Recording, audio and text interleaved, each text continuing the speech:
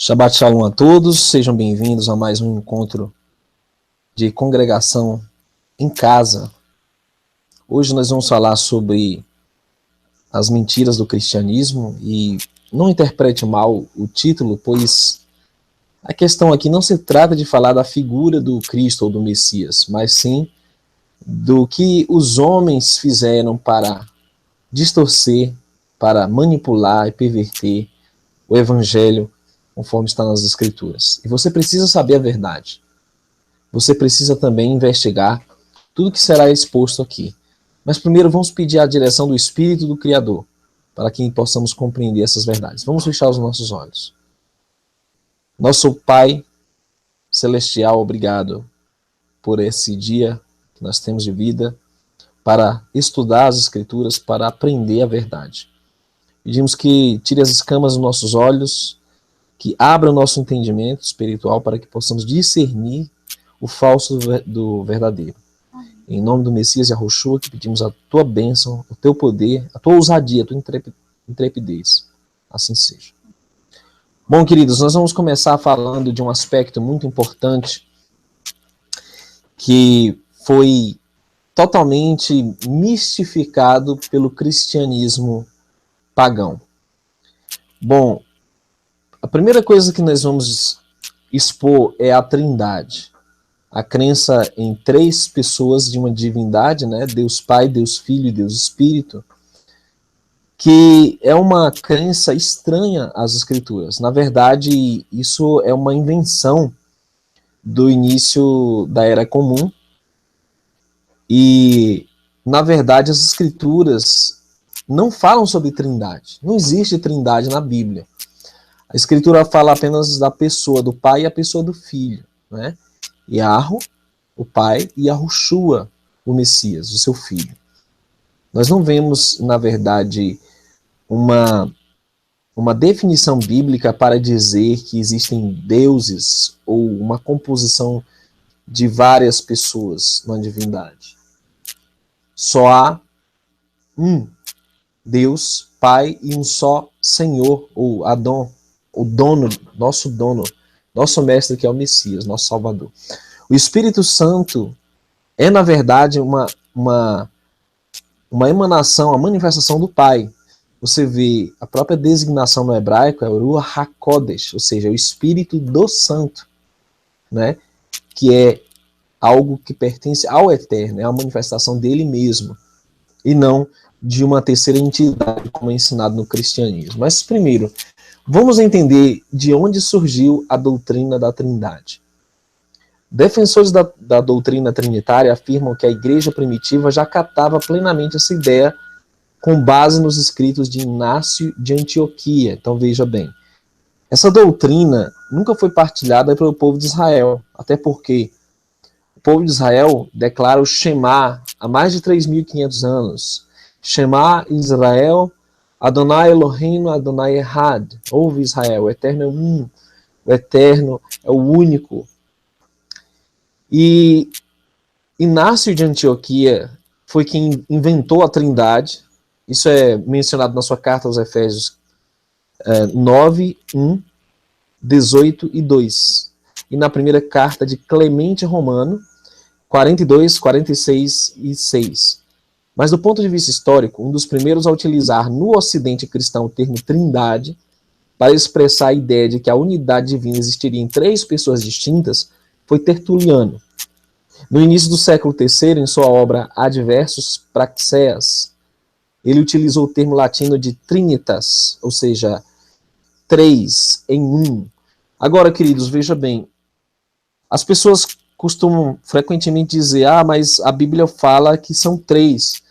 Infelizmente, não existe citação bíblica falando que são três. Na verdade, houve um enxerto por Roma, em 1 João 5,7, que simplesmente diz, há três que testificam. E aí eles colocaram uma inserção dizendo que é o Pai, a Palavra e o Espírito, e esses três concordam num, e esse texto foi acrescentado. Qualquer teólogo, estudante de faculdade de teologia, sabe disso, a famosa croma joanina. Foi um texto enxertado e é uma ênfase dos copiadores, dos copistas, para dar um entendimento que eles queriam que o texto desse. Trindade. Nós podemos falar mais sobre a questão da Trindade, mas existe um vídeo completo sobre esse assunto nesse canal. E aí você vai ficar entendendo melhor quem é o Pai, quem é o Filho e o que é o Espírito Santo, ok? Então sugiro que você assista depois. Mas aí você vê que o Pai da Trindade foi Inácio de Antioquia e foi desenvolvida posteriormente pelo romanismo. Mas muito bem. Vamos falar das Escrituras. Chamada de Tanar, o que inclui a Torá, que frequentemente é traduzido por lei, Navim, são os profetas, e Terlim, são os salmos, né?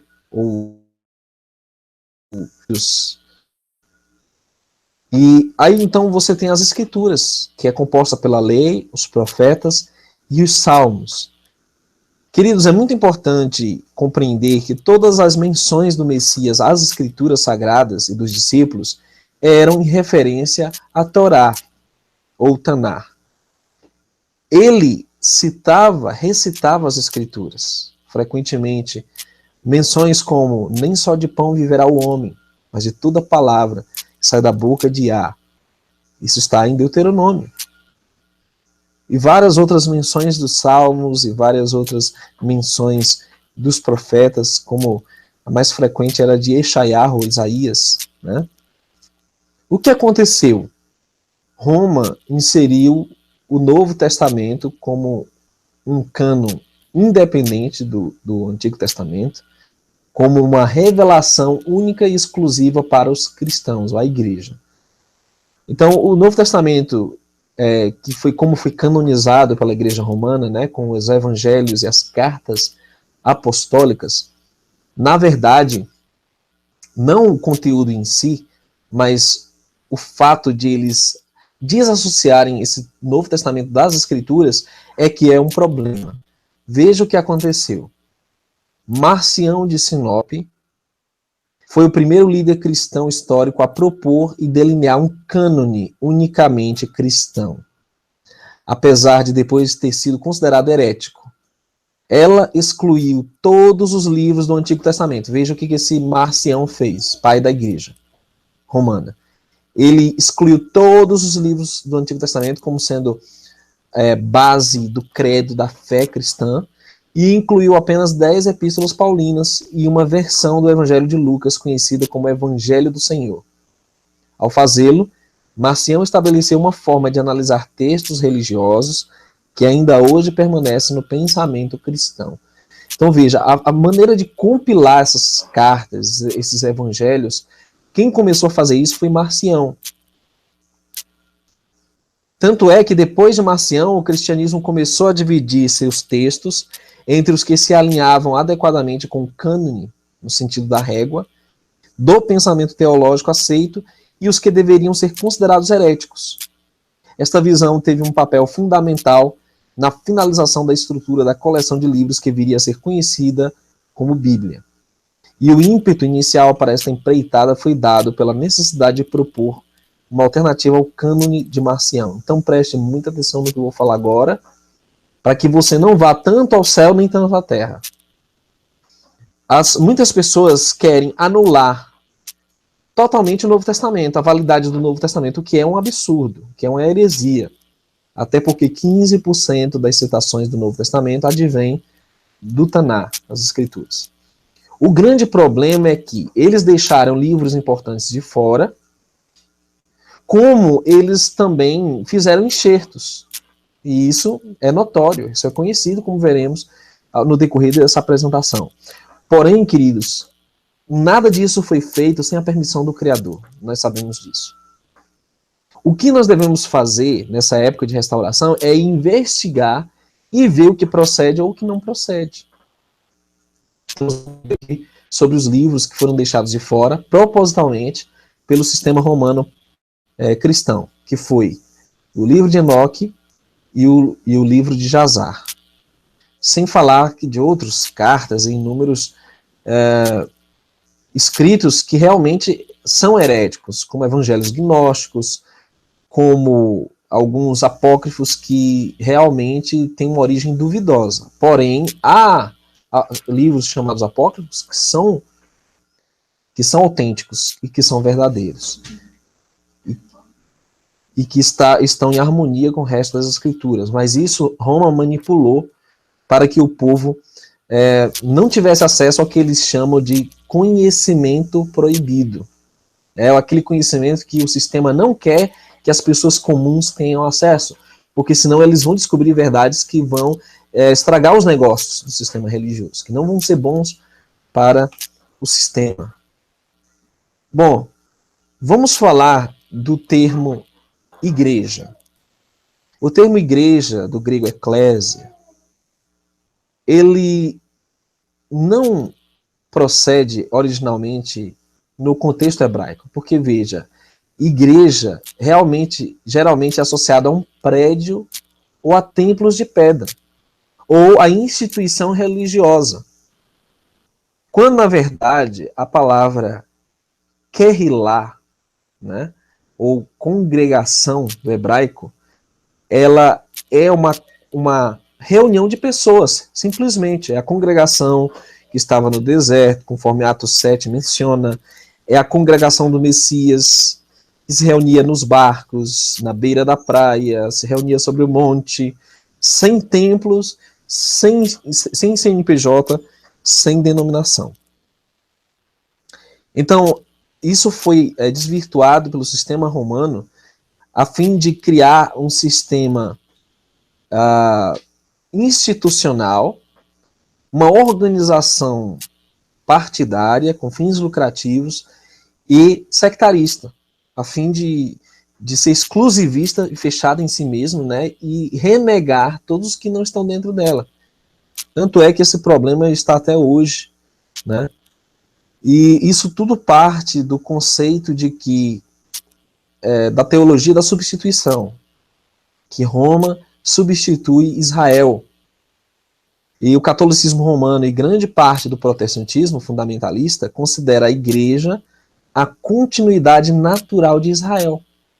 Essa ideia produziu algumas aberrações, como o desejo de destruir os judeus, primeiro por católicos na Inquisição e depois por protestantes na Alemanha, já que o próprio Lutero tinha tal aversão, como se eles fossem um câncer. Ele considerava os judeus um câncer no desenrolar da história do mundo. O sentimento de antissemitismo de Martinho Lutero pode ser visto em vários de seus escritos, na verdade. A ideia de que primeiro o cristianismo precisa conquistar e dominar o mundo para Cristo voltar é também o que movia os cruzados antigos e os modernos em sua ânsia conquistadora, como o desejo norte-americano de uma hegemonia ocidental, que às vezes faz uso de meios militares para atingir esse objetivo.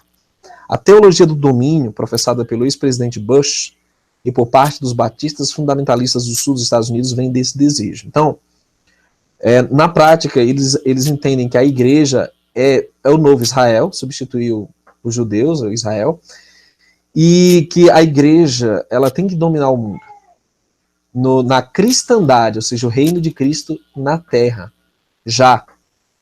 E esse é o espírito que movia os cruzados, que se tornaram os templários, a maçonaria, e que hoje rege também o desejo, a ambição protestante, de estabelecer cada vez templos maiores e suntuosos e arrecadar cifras milionárias, trilionárias, né, para si, acúmulo de riqueza.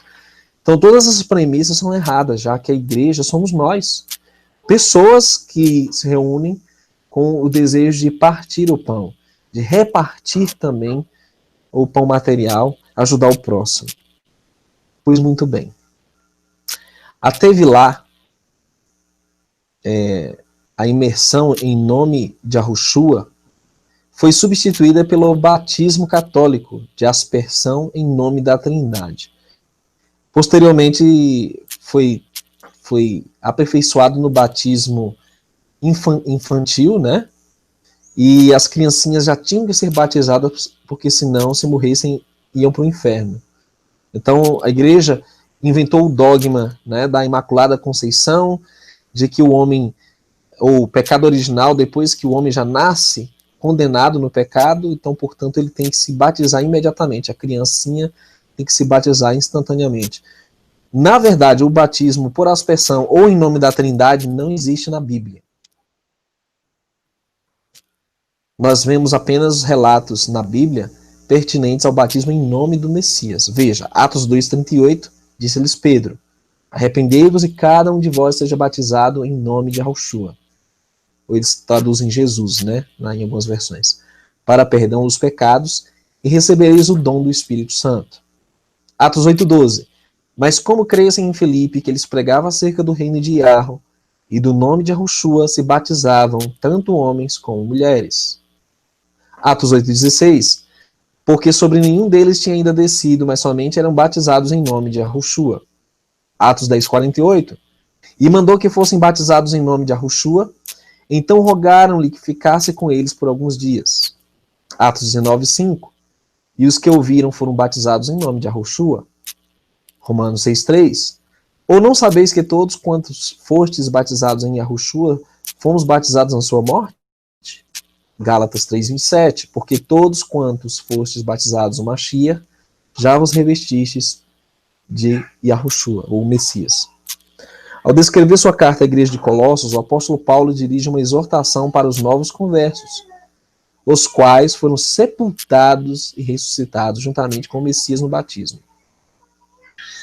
Não se deve esquecer que os grandes fatos da graça redentora são exibidos por esse batismo, através do qual estão representados a morte, o sepultamento e a ressurreição do nosso Salvador Yahushua HaMashiach. Ou não sabeis que todos quanto fostes batizados em Yahushua, fomos batizados na sua morte? De sorte que fomos sepultados com ele pelo batismo na morte, para que, como Mashiach foi ressuscitado dentre os mortos pela glória do Pai, assim andemos nós também em novidade de vida. Porque se fomos plantados juntamente com ele na semelhança da sua morte, também o seremos na sua ressurreição. Sabendo isto, o nosso velho homem foi com ele crucificado, para que o corpo do pecado seja desfeito, para que não sirvamos mais ao pecado. Toda a essência do batismo, da Tevilá, ela é baseada no Messias, e é em nome dele que, na verdade, Mateus 28,19 foi escrito. Ide, portanto, e fazei tal midim de todas as nações, realizando-lhes, emergindo-os em meu nome. Mateus 28,19. Essa fórmula básica da profissão de fé católica, da Trindade, teve sua formação durante o curso do 2º e 3º século, em conexão com a cerimônia do batismo. Até onde se pode relacionar sua origem, o texto vem da cidade de Roma, e provavelmente durante o 2º século, e ainda mais no 3º. A originalidade da simples fórmula tríplice, a qual simplesmente utiliza o texto escrito de Mateus 28, foi alongada no meio da sessão. Veja, esse foi o Papa Emérito Bento XVI que escreveu esse livro, Introdução ao Cristianismo. Ele diz que Mateus 28,19 foi acrescido, porque o Messias disse para batizar em nome dele, eles colocaram em nome do Pai e do Espírito Santo também. Isso é admitido pela própria Igreja Católica, né, que essa fórmula foi acrescida, alongada no meio da sessão. Isto é, sobre a questão de crer em Cristo.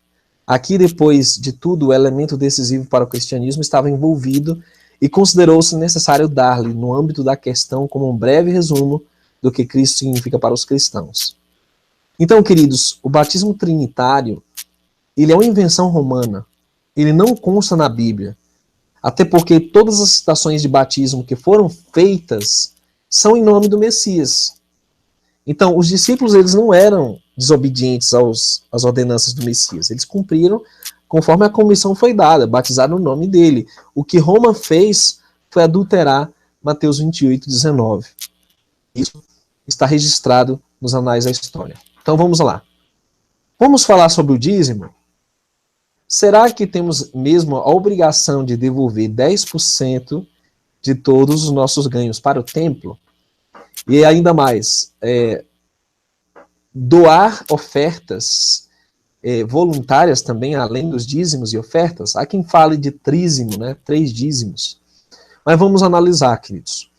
Na Bíblia, a única prática que nós vemos entre os discípulos do Messias é a tzedakah, que é ajudar os necessitados, a solidariedade, a caridade. O único meio que os discípulos utilizavam, e o próprio Messias, era essa solidariedade. Ele dava ofertas aos pobres daquilo que eles recebiam. O problema é que o sistema levítico, que preconizava 10% para o templo, ele passou, o véu se rasgou, e a palavra diz, em um livro de Hebreus, que nós temos um sumo sacerdote no céu e o santuário é no céu. Então não precisa ter templo, não precisa dar dízimo, não precisa ser obrigatório, não precisa ser um dízimo sistemático, ou seja, mensal, como eles ensinam no sistema religioso. Isso tudo é uma mentira, e uma das maiores mentiras. Na verdade, foi só em 85 depois de Cristo, no terceiro concílio de Mancon, que foi convocado por ordem do rei da Borgonha, o qual reuniu os bispos da Borgonha e da Neuster, que foram promulgados 20 cânones, e entre esses cânones havia um que determinava a excomunhão de todos aqueles que não pagavam o dízimo à igreja. Ou seja, quem não dava o dízimo no templo era cortado do rol de membros da Igreja Católica. Quase 2 séculos depois, sob o comando de Carlos Magno, o poder civil apoiou a legislação eclesiástica, confirmando-a com uma sanção civil, tornando obrigatório o pagamento do dízimo à Igreja de Roma. Assim, a prática obrigatória do dízimo foi reestabelecida por iniciativa da Igreja de Roma. Nos séculos XVIII e XIX, essa obrigação foi temporariamente abolida por pressões dos setores sociais e industriais, pelo fato de as quantias arrecadadas não terem sido devidamente aplicadas aos fins estipulados pela legislação eclesiástica e civil. E até hoje, né? Nada desse dízimo é bem aplicado, né? No século XX, a Igreja de Roma voltou a implantar gradativamente suas bases eclesiásticas à prática do dízimo como um sistema de contribuição sistemática e periódica, em substituição ao sistema de taxas. Infelizmente, esta prática da Igreja de Roma está sendo copiada por muitos segmentos religiosos nos dias atuais. Então, o que Lutero fez no século XVI foi só pegar essas práticas sistemáticas da Igreja do VI século e implantar no cristianismo protestante. O sistema evangélico é só uma cópia do católico, e principalmente no que diz respeito ao dízimo, o que é, na verdade, uma mentira. O dízimo é uma mentira, porque ele nunca foi obrigatório e nunca foi sistemático, ou seja, as pessoas não são obrigadas a contribuir por mês, né? Como você vê hoje no sistema religioso, pessoas que ficam sem comprar um remédio, ficam sem pagar as contas porque tem que dar no templo o dízimo. Isso é uma farsa, é uma mentira. Na verdade, queridos, o Messias irá cobrar de nós apenas aquilo que deixamos de fazer em relação ao nosso próximo. Quando teve sede, quando teve fome, quando esteve nu, quando esteve preso, quando esteve enfermo, é só isso que o Messias vai requerer de nós para ele voltar. Bom, em se tratando de hierarquia, ou seja, ser servido por todos, a Igreja de Roma é a campeã em estabelecer uma acepção de pessoas em cargos, em títulos, em níveis de poder. Por quê? Porque Roma é uma continuação do sistema do antigo Império Romano, onde você tem o César, tem os cônsules, tem os senadores, né? E tem os tribunos. Você tem uma hierarquia que foi implantada, foi transferida para a igreja chamada cristã. Isso que um aperfeiçoamento disso. Que no lugar do Papa você tem um presidente geral, até porque eu já fui do sistema evangélico e conheço o sistema de hierarquia deles. Né? Na denominação que eu fazia parte havia um presidente da Associação Geral. E depois havia os presidentes das divisões, né, dos continentes. E aí havia os presidentes regionais, das associações regionais. E aí você tem departamentais, que é outro nível. E aí, nas diversas denominações, eles mudam os nomes, né? Presbítero, é missionário, é bispo, é apóstolo, mas é tudo a mesma coisa. Na palavra original, o servo do Messias é o Ebed, quer dizer, o servo de todos. O sistema que o Messias veio implantar foi um sistema de liderança de servo. O Messias foi o maior servo de todos, ele nos mostrou que aquele que quer ser o maior tem que servir o menor. Ele nos mostrou que é mais importante doar-se do que receber. Ele nos ensinou, queridos, que o caminho para a exaltação é a humildade, é ser humilhado. E, infelizmente, esse tipo de comportamento religioso, ele foi iniciado pelo herético Inácio de Antioquia. Veja o que ele escreveu. Seu bispo está presidindo no lugar de Deus. Unam-se a seu bispo. Isso está na carta de Inácio aos Magnésios 2, 5 e 7. Já fizemos um hangout sobre isso com o irmão Yahussef aqui, né? Depois você assiste. Aquele que faz qualquer coisa sem o bispo não é puro em sua consciência. Carta de Inácio 2, verso 5. Não façam nada sem o bispo. Cuidem para que vocês sigam o seu bispo, assim como Jesus Cristo ao Pai. É um absurdo. E isso foi também incorporado no sistema evangélico, porque eles dizem, olha, não toquem no ungido do Senhor, se referindo ao pastor. Obedeçam os seus pastores. Né? Há pessoas, eu já conheci pessoas que perguntam até que cor de roupa devem vestir ao pastor. Pedem permissão até para ir a algum lugar ao pastor. Quer dizer, beira a loucura, beira a idiotice, a obediência cega com a qual o que eles chamam de aprisco, né? As ovelhas do aprisco, seguem os seus líderes. Ao exaltar o poder do ofício do bispo supervisor e exigir a absoluta autoridade do bispo sobre a Assembleia, Inácio estava na realidade fazendo uma jogada para obter o poder, tomando a autoridade absoluta sobre a Assembleia de Antioquia e encorajando outros supervisores não judeus a fazerem o mesmo. O que é interessante, queridos, é que Justiniano declara o Papa o cabeça de todas as igrejas do Sacro Império Romano, no ano de 538. A coisa fica mais interessante ainda, quando o Papa Leão XIII afirma que o Papa é o próprio Deus na Terra, é o soberano da Terra. A coisa chega a tal ponto hoje que você tem os apóstolos das religiões fazendo bíblias em homenagem a si, canecas com a foto deles gravadas, tem também lenço ungido, tem até uma toalha babada aí de um apóstolo que ele vende como uma espécie de amuleto, né? É um absurdo a que ponto hoje as pessoas se submetem aos líderes religiosos cegamente, em detrimento da própria palavra, da Escritura. Certo? Vamos lá. A Igreja Romana suplantou a autoridade do Altíssimo, o Criador, em função da sua autoridade eclesiástica, ou seja, a autoridade da igreja. Os líderes é quem ditam as normas para a igreja. Eles anularam a Torá, o conjunto de instruções do Criador, os 10 mandamentos, inclusive, e fizeram um ajeitado para incorporar com as novas tradições e normas de homens. E eu não vou aqui adentrar em detalhes sobre que mandamentos de homens eles inventaram, mas eu vou ser bem drástico no que eu vou falar. Se eles mandarem o povo comer fezes, o povo come. Simplesmente porque eles acham que tem essa autoridade. Mas quando você lê a palavra do Criador, a lei do Altíssimo, ninguém quer obedecer.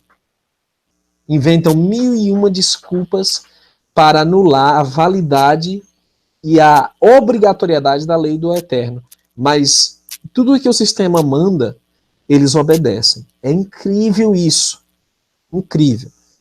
E essa situação também engatilhada por Inácio de Antioquia, um dos maiores hereges que já houve, o primeiro, na verdade, o primeiro anti-Messias, né, anticristo, afastou os homens da Torá, porque na verdade o iníquo é o anomos, é aquele que é anti-Torá, contra a Torá. Esse declarou que a Torá havia sido abolida, não somente em Antioquia, mas em todas as assembleias de não-judeus para as quais escreveu. Não sejam enganados por doutrinas estranhas, nem por fábulas antigas sem valor. Pois se continuarmos a viver conforme a lei judaica, olha só, quem foi que cunhou esse jargão, lei judaica? Foi ele. Estamos confessando que não recebemos a graça. Carta de Inácio aos Magnésios 3:1. Mas se alguém pregar a lei judaica a vocês, não lhe deem crédito. Carta de Inácio, Filipenses 2:6. E aí a famosa frase, Roma locuta est, causa finita est. Roma falou, a causa acabou. Até hoje, né? O que o pastor diz é lei. Assim diz o pastor, acabou. O Papa falou, acabou. E assim com todos os líderes religiosos que são considerados, que estão acima da Escritura. A palavra deles está acima da lei do Altíssimo. Bom, a introdução da guarda, o descanso do domingo e a comemoração das festas pagãs dentro do mundo cristão, na verdade é uma contrafação. Ele substitui o Shabat, o sétimo dia, o sábado, descanso, e as Moedim, os sábados e as festas do Criador. E, mais uma vez, Inácio de Antioquia afirmou, não mais observem os Shabatot, os sábados, né? Mas observem o dia do Senhor, no qual também a nossa vida floresce nele, através da sua morte. Carta de Inácio aos Magnésios 3:3.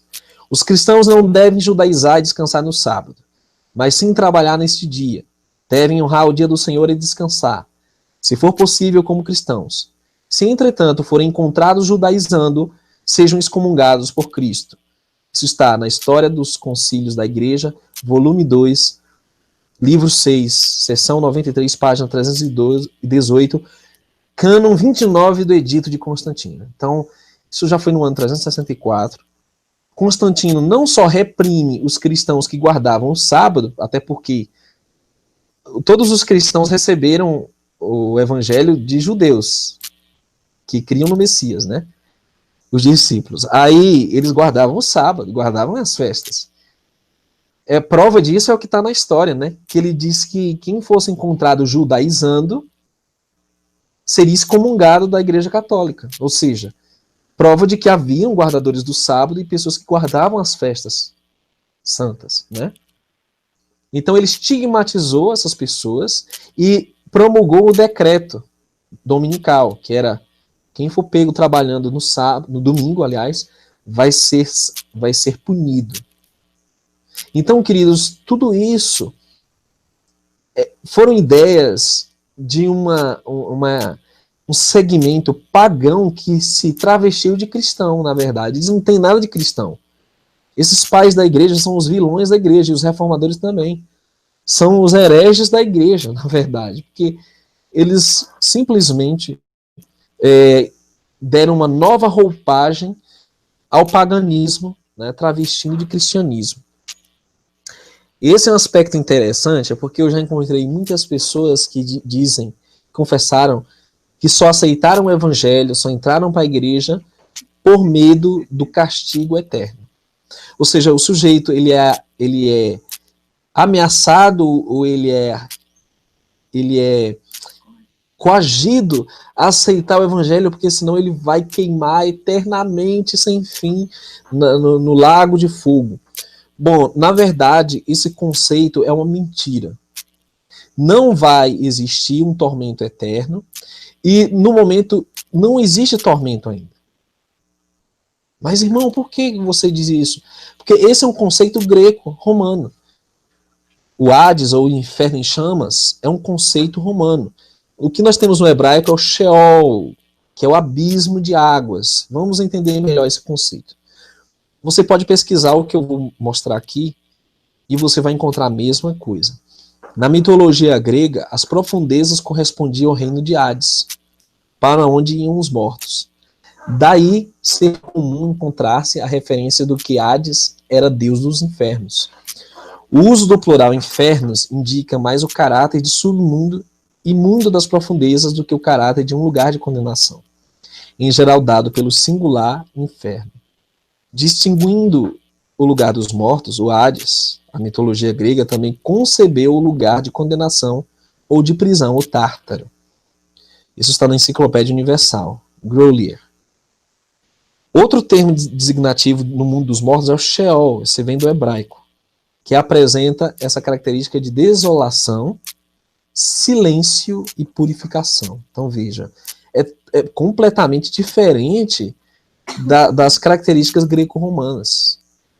A palavra vem de Seol, que mais tarde dá origem ao termo Sheol, não confundindo com Geena, que era o nome dado a uma ravina profunda, é um crematório ao sul de Jerusalém, onde sacrifícios humanos eram realizados na época das doutrinas anteriores e mais tarde tornou-se uma espécie de lixão da cidade de Jerusalém.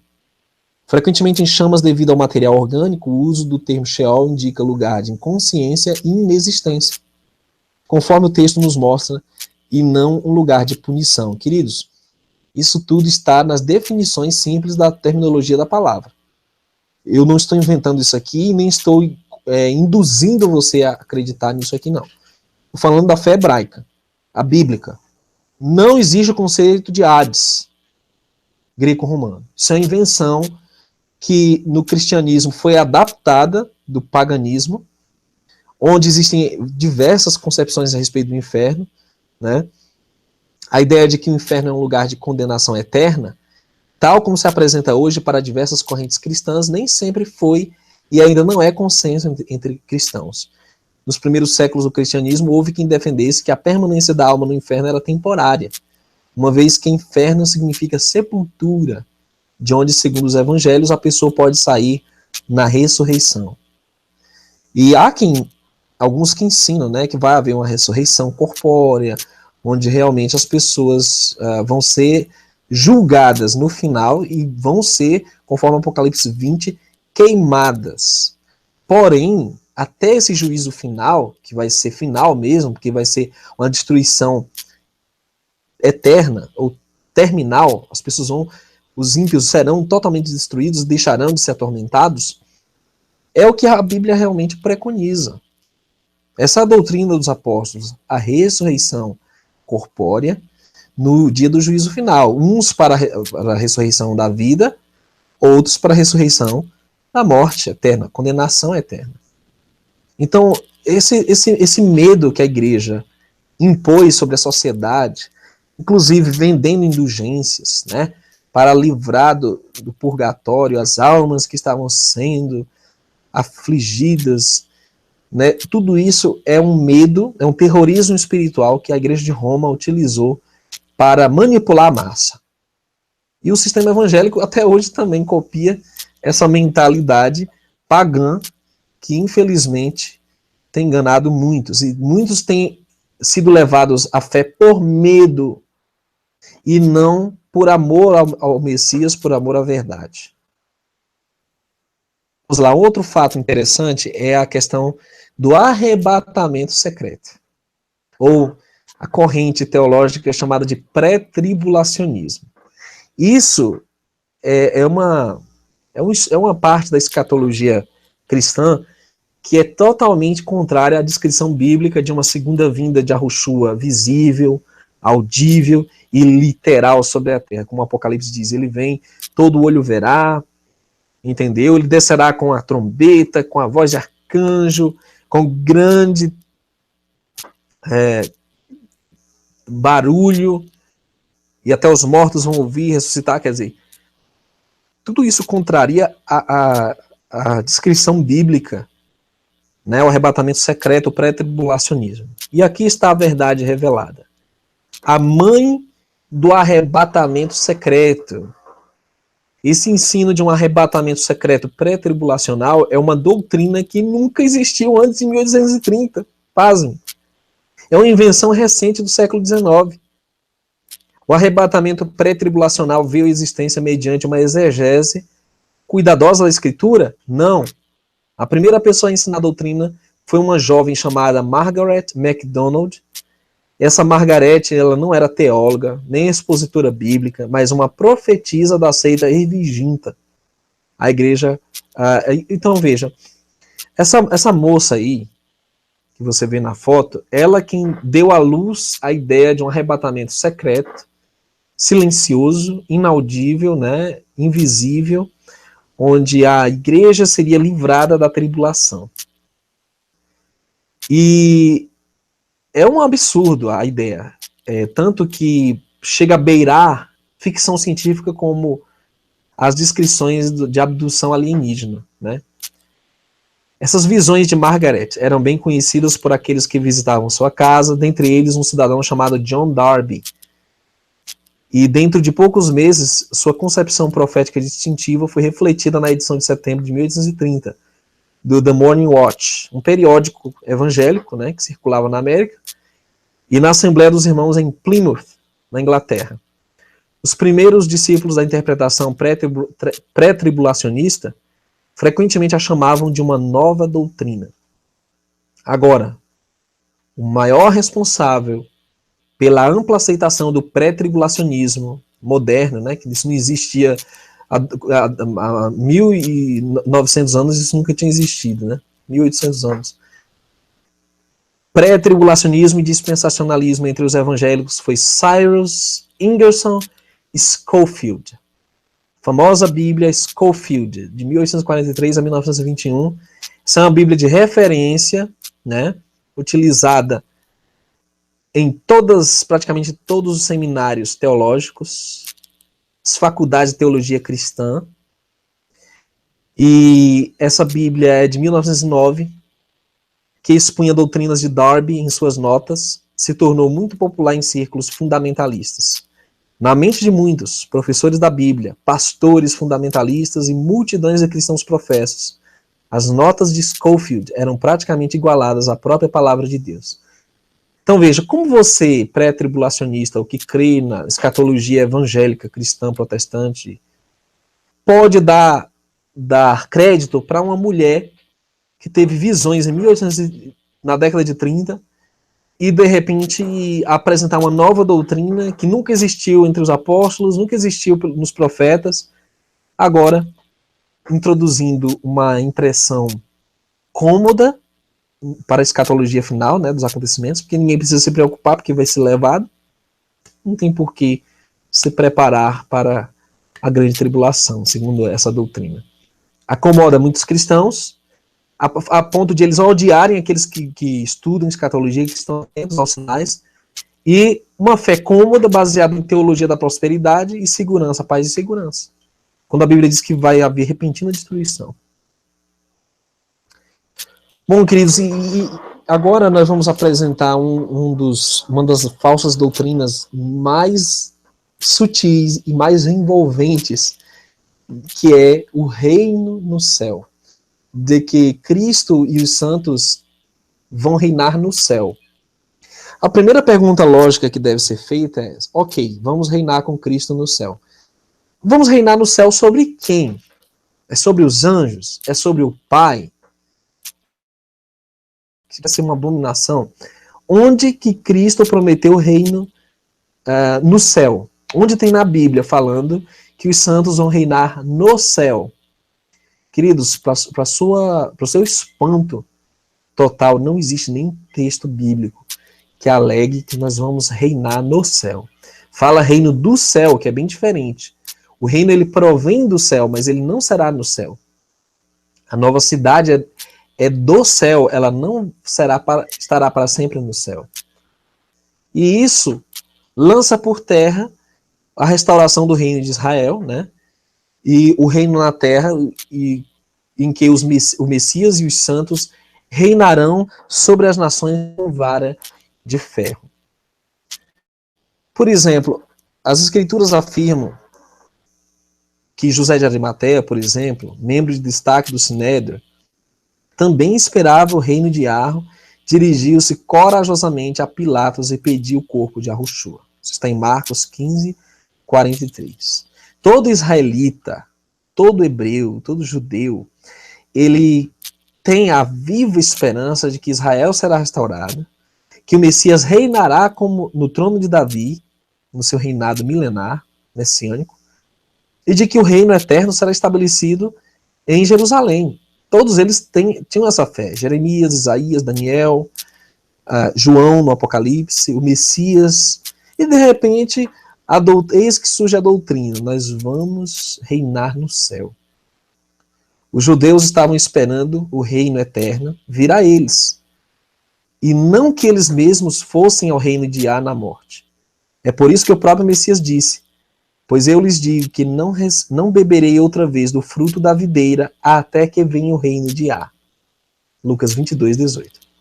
Se as supostas alegações de que ao morrer você vai para o céu fossem verdadeiras, então isso não faria sentido, porque se você morre e vai para o céu, então vai beber lá do fruto da videira? Ou quando o Messias levar as pessoas para o céu, então eles beberiam no céu? Mas não é isso que a Bíblia diz. A Bíblia diz que eles vão beber do fruto da videira quando vier o reino do Messias, quando ele voltar e estabelecer seu reino. Na oração modelo do Pai Nosso, ele nos ensinou a orar: venha o teu reino, seja feita a tua vontade. Em Mateus 6,10, não é vamos nós até o teu reino, não foi isso. É o reino dele que virá a nós aqui para a terra. Queridos, o povo de Israel nunca creu no reino milenar transferido para o céu. Bertrand Russell, em História da Filosofia Ocidental, diz: o Deão Indy, em seu valioso livro sobre Plotino, ressalta acertadamente o que o cristianismo lhe deve.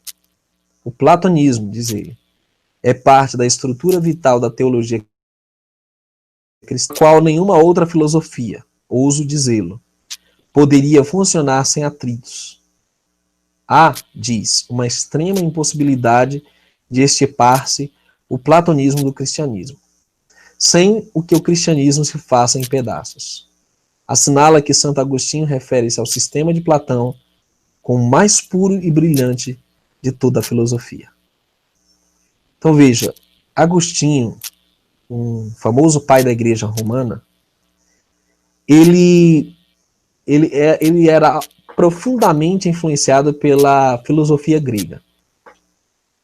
E na filosofia grega existe o princípio de um reino superior, ou Olimpo, né, onde os deuses se encontram, um panteão de deuses, né, no Olimpo, onde Hades reina soberano, de que essa ideologia greco-romana, ela tinha que se encaixar dentro do sistema cristão. E o tal Santo Agostinho, que é tido como um dos mestres da religião papal, afirmava que todos os que morrem sem ser batizados, mesmo as criancinhas, irão para o inferno e sofrerão tormentos sem fim, e que certas pessoas, dentre os que foram batizados, são escolhidos para ir ao céu. Isso está na História da Filosofia Ocidental, volume 2, página 69. Ou seja, a ideia de que a recompensa dos bons e dos maus, ela vai ser o inferno em chamas, o inferno eterno, ou o céu, isso é, na verdade, uma cópia da mitologia grega. Tanto é que muitos ateus utilizam esse argumento para invalidar o cristianismo e dizer, olha, o cristianismo é uma imitação da mitologia grega e vice-versa.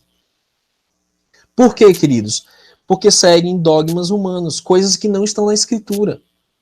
Eu mesmo fui fazer uma pesquisa sobre onde na Bíblia está escrito reino no céu e não encontrei nenhum texto. Se alguém encontrar aí, me avise. Não existe. Então, isso é uma coisa que tem que ser desmistificada também. É outra falácia romana para induzir pessoas ao erro, né? Para trazer uma coisa bonita, atraente, um apelo muito tocante, que nós vamos voar no céu com os anjinhos e vamos morar lá, quando nada disso foi prometido para os servos do Eterno, é prometido a terra. Os mansos herdarão a terra. Salmos 115 diz que, 37, aliás, diz que os mansos permanecerão na terra, né? Que os santos vão permanecer na terra e não serão desarraigados, não serão tirados dela. Agora, para fechar, tanta manipulação, tantas mentiras, é a criação desse ícone cristão, que é o Jesus Cristo romano. Queridos, nós fizemos um vídeo demonstrando como o anti-messias, na verdade, será conforme os moldes desse falso Cristo. Essa caricatura que foi inventada por Roma. Loiro, traços efeminados, nós mostramos em um vídeo aqui, o retrato verdadeiro do anticristo, como tirando essa barba, você tem um rosto feminino, na verdade. Cabelos longos, pele clara, auréola do sol ao redor, até esses dedos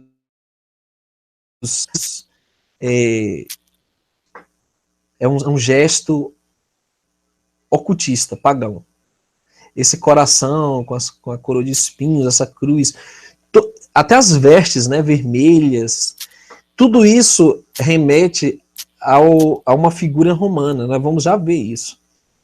Na verdade, o Messias bíblico era judeu, da tribo de Arudá, o Judá.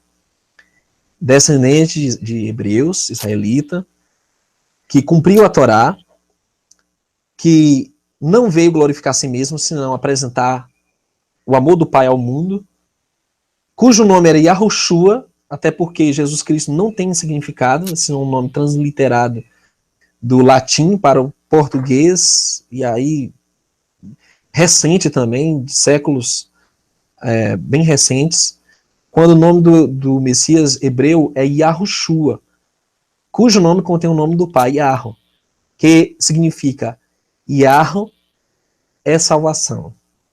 O verbo shua, salvar, salvação, indica que o pai é salvação. O Messias declara que o pai é o salvador. E um Messias que cumpriu a Torá, guardava o Shabat, não veio abolir a lei, não comia alimentos impuros, proibidos pela palavra, pela lei.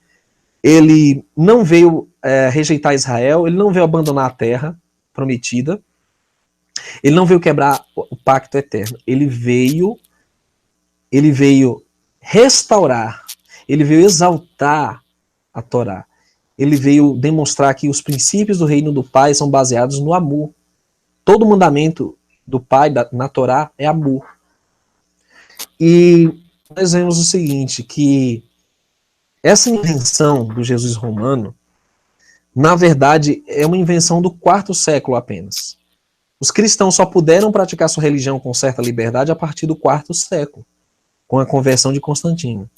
Aliás, com a aprovação do imperador e com o apoio da rainha, Santa Teresa, né, eles canonizaram a mulher de Constantino como santa, né, que era extremamente devota, e vários poderosos que converteram também.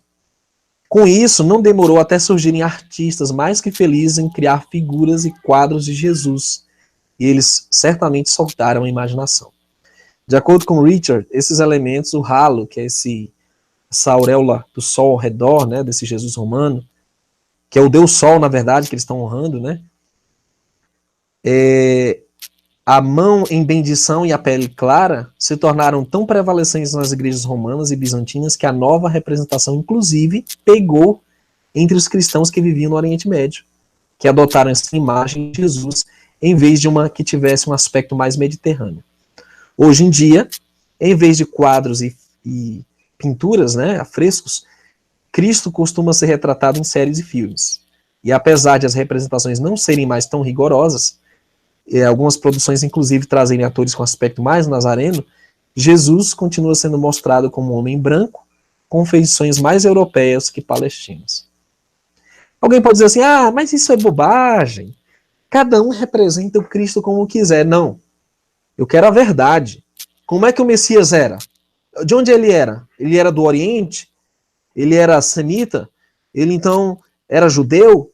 Então tem algumas características que não batem com essa gravura aqui do quinto século, encontrado, quarto século, aliás, encontrado na Espanha, de um Jesus com aparência ibérica, manto vermelho, uma cruz de malta nos ombros, um ralo do sol, um verdadeiro romano.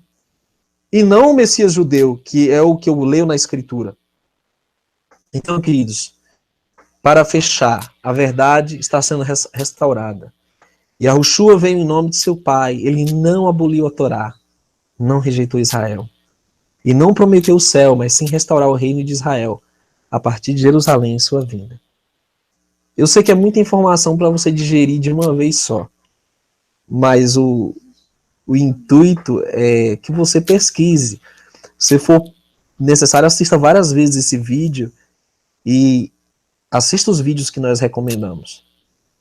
Acompanhe esse canal porque nós estamos buscando restaurar os muros derribados por Roma, pelo protestantismo maçônico. Estamos procurando desenganar você das falsas religiões que estão aí.